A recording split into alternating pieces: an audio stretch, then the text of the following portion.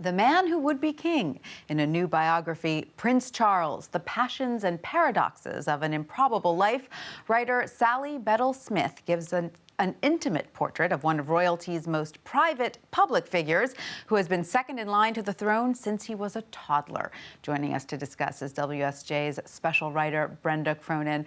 Brenda, thank you so much for being with us. Thank you for having me. This is the first major biography of Prince Charles in over 2 decades, I think. Is that correct? That's correct. Is the sense now that when his mother finally does pass on, she's 90 years old now, that he will take the throne or move aside in favor of his son, William?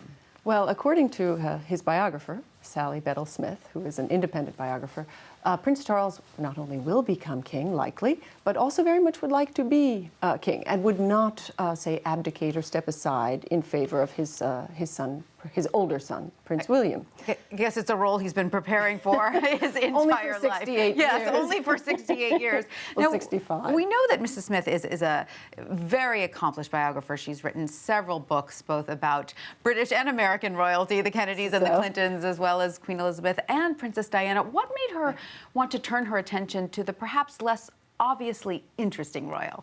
Well, I think that, first of all, she had unusual, as an independent biographer, she had unusual access and familiarity, access to the royal family and familiarity with its history. She socially met Prince Charles back in 1991 and was fascinated by a man whose legacy really is going to be defined by his time as Prince of Wales, not as the King of England, yes, which we presume he will become someday, and she believes he is being groomed to become someday. Since 2013, the Queen really has been, Queen Elizabeth, his mother, has been delegating some tasks, some appearances to her son. However, as Mrs. Smith points out, the Queen takes very seriously her royal oath to serve her people. So it seems extremely unlikely that she would just withdraw. No, and stand aside completely. Absolutely. Now, was Mrs. Smith able to interview Prince Charles directly for this book? She interviewed dozens and dozens of people who know Prince Charles. Because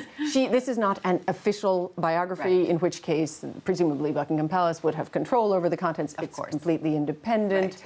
And so she certainly spoke to many, many people close to the prince, throughout the royal family. Oh, it's an incredibly well-researched book. Absolutely, you can see that. Now, what new insight does she shed on the relationship between Prince Charles and his first wife, Diana? Because she wrote about this relationship from the perspective of Diana in the biography about Princess Diana. So does she have a different take on it here? I think that she has a more holistic take on it, let's say that. Yes, she did. Her biography of Princess Diana came out in 1999, 2 years after the Princess of Wales died. And certainly it was clear that this was a tumultuous marriage between two people who simply did not know one another very well. There was also a 12-year age gap, and at age 31, Charles, the Prince of Wales, felt very much that he had to get married. And keep in mind also that the pool of women who would have made a suitable bride for the future King of England was not universal, was not comprehensive. So he made his choice, and it turned out that it, at the time, was not such a great choice. Not such a great choice. And as we know, he is now married to Camilla Parker Bowles, and Miss Smith calls it a game changer for Prince Charles. So what insight are we to get into their relationship? Well, for one, there are a whole host of differences. For one thing, there's no decade-long age gap or more, and also, quite simply, Camilla loves many of the things about which the Prince of Wales is passionate: gardening, horses, the outdoors, dogs, country life.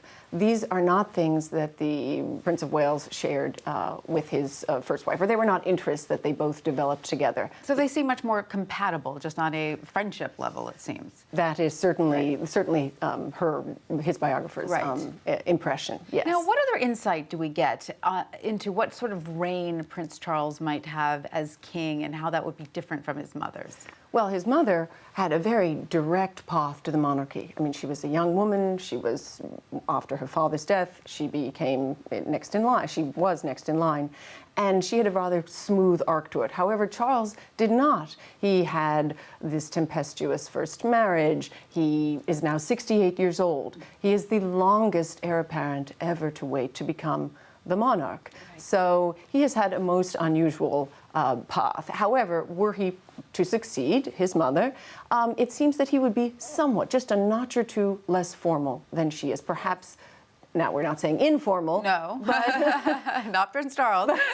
But yes, we are talking about sort of the royal family. However, he would be perceived perhaps as somewhat more approachable than his mother, who, as Mrs. Smith said, rarely plays her cards very close to the vest. Charles would be somewhat more expressive, probably not as outspoken as he was during the 1970s and 1980s and even 1990s, but certainly more so than his Right. It's interesting because his generation was sort of the first generation of royals to straddle the more formal life of their parents and then go through the 70s and the 80s into modernity. Yes, and that Mrs. Smith indicates that childhood really had an enormous influence on the prince today. And as she pointed out, she tried to look for new angles of insight into what has shaped the man we know at age 68.